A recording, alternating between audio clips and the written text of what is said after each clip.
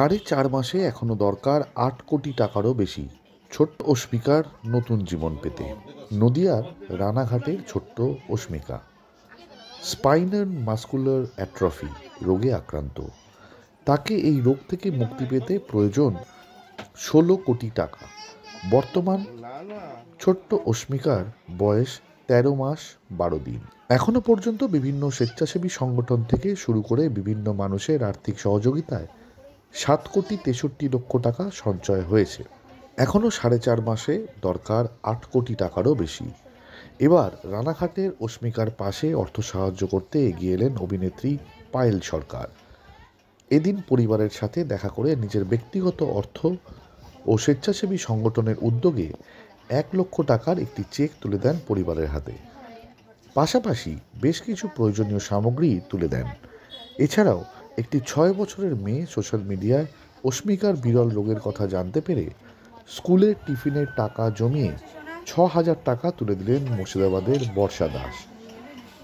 ছোট্ট অস্মিকার এই অল্প সময়ের মধ্যে এত টাকা কিভাবে জোগাড় করবেন বুঝে উঠতে পারছেন না। তাই তার মা বাবা চাইছেন সকলেই যেন অস্মিকার পাশে অর্থ দিয়ে সাহায্য করেন। এদিন অস্মিকার মা বাবার পাশাপাশি অভিনেত্রী পায়েল সরকার রানাঘাটে অস্মিকার বাড়িতে এসে সকলকে কিছু কিছু অর্থ দিয়ে এগিয়ে আসার আহ্বান জানান। সত্যম নিউজের বিশেষ রিপোর্ট, রানাঘাট, নদিয়া। এবং আমার টিমের পক্ষ থেকে আরো ওর বাচ্চাটি, ওটা হচ্ছে সঞ্জীবের বাচ্চা, আমার অর্গানাইজেশনের মেম্বার বর্ষা ঘোষ, যার 6 বছর বয়স। ও 6 বছর না, ওর বয়স কত? 6 বছর। 6 বছর বয়স, যে নিজের স্কুলের টিফিনের টাকা ও লক্ষ্মীর ভারে জমিয়ে আজকে সোশ্যাল মিডিয়াতে যখন দেখেছে যে আমার ছোট্ট বোন অস্মিকার এরকম অবস্থা, সেই মুহূর্তে দাঁড়িয়ে ও নিজের টিফিনের জমানো টাকা, সেই লক্ষ্মীর ভার ভেঙে ওকে 6,000 টাকা এবং সঞ্জীবের পক্ষ থেকে আরো 20,000 টাকা এবং তার সাথে সাথে ওর যাবতীয় যত সামগ্রী লাগবে সব মিলিয়ে আমরা ওকে প্রায় 1 লক্ষ টাকার মতো আমরা তুলে দিচ্ছি, সব সামগ্রী এবং সব টাকা মিলিয়ে, যাতে ওর ট্রিটমেন্টের জন্য আমরা প্রত্যেকে চাই। এবং আমি বাংলার প্রত্যেকটা মানুষকে বলবো, যাদের যতটুকু সামর্থ্য আছে প্রত্যেকে যেন এগিয়ে এসে আমাদের এই ছোট্ট শিশুটিকে সুস্থ করে তুলতে পারি, যাতে আমাদের এই ভবিষ্যৎ প্রজন্ম, আমাদের এই অস্মিকা সুন্দরভাবে হেসে খেলে যেন ওর মায়ের কোলে, ওর বাবার কোলে সুন্দরভাবে ফিরে যেতে পারে এবং একটা নতুন জীবন পায়। এটাই আমার বক্তব্য। তো তোমাদের যত সামগ্রী আছে তোমরা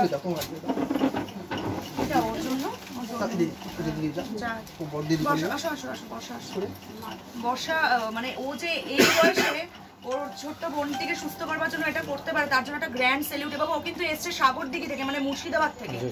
এত সকালবেলা ওর বাবা এবং ওর মাও আছে এখানে, সাগরদিঘি থেকে বেরিয়েছে। সুদীপা কোথায়? হয়তো সুদীপা আছে, আমাদের সুদীপা, যাকে ছাড়া আমি আজকে অস্মিকার কাছে পৌঁছতে পারতাম না। ঠিক আছে, তো ও আমার বোনের মতোই, ওকে নিয়ে নতুন করে কিছু বলার নেই। ওর বাবা মা আমাকে নিজের বড় মেয়ে বলে।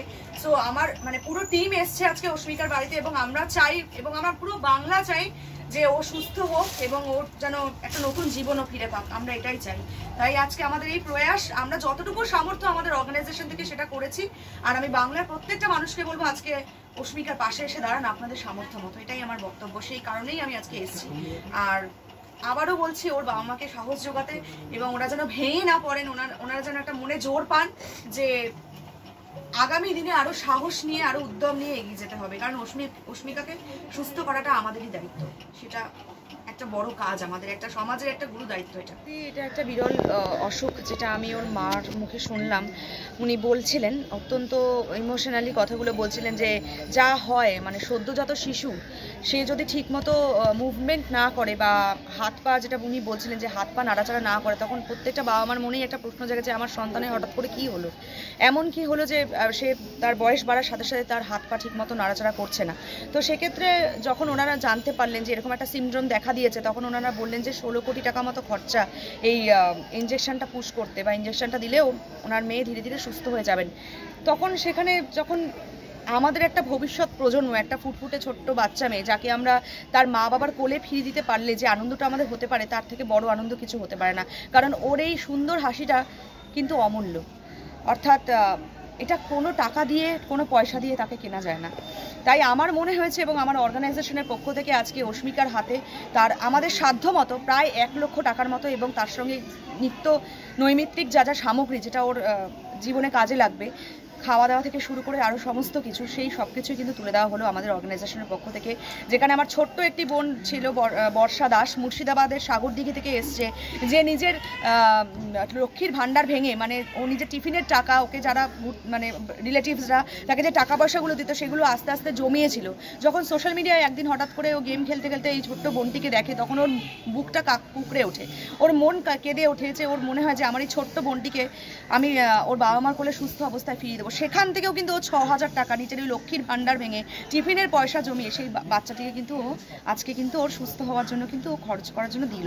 তো আমার মনে হয় যে বাংলার প্রত্যেকটা মানুষের মধ্যে এই জাগরণটা যেন হয়। একটা ছোট্ট বাচ্চা মেয়ে যার বাবা মা এতটা লড়াই করছে জীবন যুদ্ধে, তাকে যেন আমরা ওর বাবা মার কোলে ফিরিয়ে দিতে পারি, এটাই আমাদের ইচ্ছে, আর কিছু না। অল্প সময় তার মধ্যে যে মানুষের যে আবেগ, এটা তো নিশ্চয়ই কাজ করছে। আপনি যেমন সুদূর কলকাতা থেকে এসছেন, তা মানুষ কি একটু সাহায্য করতে কি একটু আটকে যাচ্ছে না? দেখুন, মানুষের মানসিকতাটাকে তো আর জাগ্রত করার আমার মনে হয় না সে নিজের বিবেককে জাগ্রত বোধ করতে পারে। কারণ আজকে আমরা যদি মনে করি যে আমাদের সামর্থ্য মতো আমরা ওকে কিছু দেবো, তাহলে কিন্তু ওর ট্রিটমেন্টটা হয়ে যায়। ওর এখন 7,69,00,000 টাকা জোগাড় হয়ে গেছে। তো এই যে বাকি টাকাটা যারা আমাদের বাংলার মানুষই পারে সেটা জোগাড় করে দিতে, আমি মনে করি প্রত্যেকটা মানুষ যদি নিজেদের পকেট থেকে 10 টাকা করেও দেয়, তাহলেও কিন্তু ওর ট্রিটমেন্টটা হয়ে যাবে। তাই আমি বাংলার মানুষের কাছে আমি করজোড়ে নিবেদন করব যেন আমরা প্রত্যেকটা মানুষ ওর পাশে এসে দাঁড়াতে পারি, নিজেদের সামর্থ্য মতো 10 টাকা অন্তত দিয়ে এই বাচ্চা মেয়েটির এবং ওর বাবা মার পাশে এসে দাঁড়ান। ভয় নয়, আপোষ নয়, শুধু সত্য খবর পরিবেশনার প্রত্যয়। সত্যম নিউজ।